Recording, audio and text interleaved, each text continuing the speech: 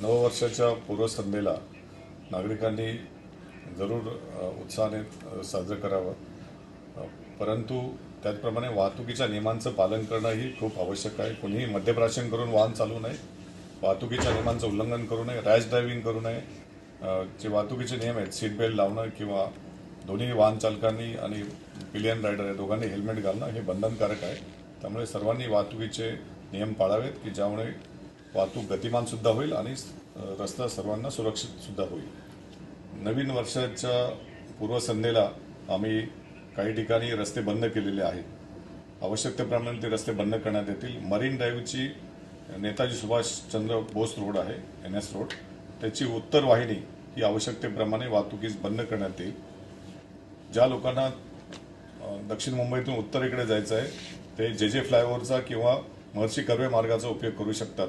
त्याचप्रमाणे